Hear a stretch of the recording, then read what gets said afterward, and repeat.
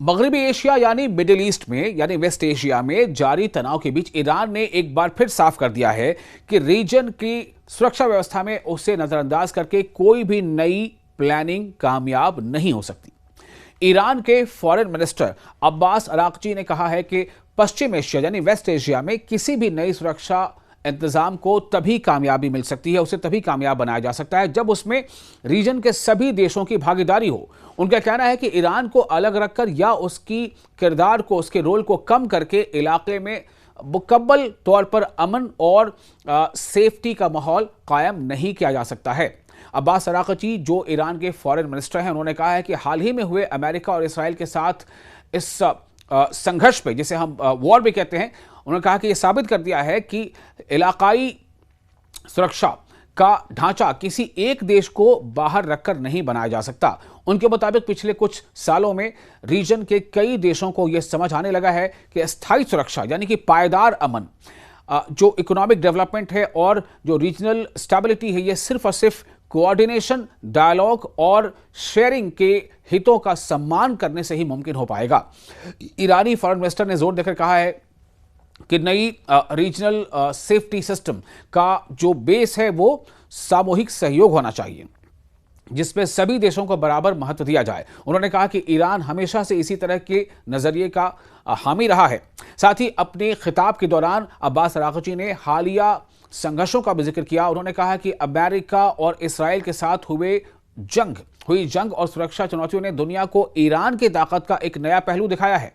उनके मुताबिक ईरान की असली ताकत सिर्फ उसकी मिलिट्री पावर नहीं है, बल्कि उसके लोगों की एकजुटता, इत्तेहाद, सब्र और मुश्किल हालात में भी देश के साथ खड़े रहने का जज्बा है। अब्बास अराक्ची ने कहा कि दुनिया ने देखा है कि मुश्किल हालात के बावजूद ईरानी आवाम एकजुट रहे और यही कौमी एकता ईरान की सबसे बड़ी ताकत बन चुकी है और यही उसकी डिप्लोमेटिक पावर की भी बुनियाद है। उन्होंने दावा किया है कि हालिया वॉर या हालिया संघर्षों के दौरान ईरान ने सिर्फ मिलिट्री या डिप्लोमेटिक लेवल पर कामयाबी हासिल नहीं की है, बल्कि ऐसे अहम पॉलिटिकल, सियासी, स्ट्रैटेजिक बदलाव भी हासिल किए हैं जिनका असर अब पूरे रीजन और वर्ल्ड पॉलिटिक्स में देखा जा सकता है। ईरानी फॉरेन मिनिस्टर ने यह भी कहा है कि सालों से उनके जो मुखालिफिन हैं वो ईरान को एक कमजोर, अलग थलग और दबाव में आने वाला मुल्क बताने की कोशिश करते रहे, लेकिन हाल के वाकयात ने इस सोच को पूरी तरह से बदल दिया है। उनके मुताबिक दुनिया अब ईरान को पहले से ज्यादा मजबूत, ज्यादा यूनाइटेड और ज्यादा जो है पुख्ता तौर पर उसे देख रही है। उन्होंने कहा कि कई इलाकाई और जो इंटरनेशनल पॉलिटिकल कमेंटेटर हैं वो ये मानते हैं कि हालिया जिद्दोजहद के बाद, हालिया इस वॉर के बाद ईरान पहले से ज्यादा मजबूत होकर उभरा है। अब्बास अराक्ची का कहना है कि मुखालिफिन जो है या जो मुखालिफ ताकतें हैं, उनका मकसद ईरान पर अपनी शर्तें थोपना और मुल्क के अंदर बदअमनी पैदा करना था, लेकिन आवाम की हिस्सेदारी और कौमी एकता ने इन कोशिशों को नाकाम कर दिया है। उन्होंने कहा कि लोगों ने साबित कर दिया है कि बाहरी दबाव और सैन्य कार्रवाई के बावजूद ईरान की कौमी जो इच्छा शक्ति है उसे तोड़ा नहीं जा सकता। अब सवाल यह है कि क्या वेस्ट एशिया में मुस्तकबिल की सुरक्षा व्यवस्था वास्तव में यानी हकीकत में सभी मुल्कों को साथ लेकर बनाई जाएगी? क्या जो क्षेत्रीय सहयोग यानी रीजनल कोऑपरेशन की बात है वो पहले से ज़्यादा मुकाबले ज़्यादा बढ़ेगा या फिर टकराव का दौर जारी रहेगा?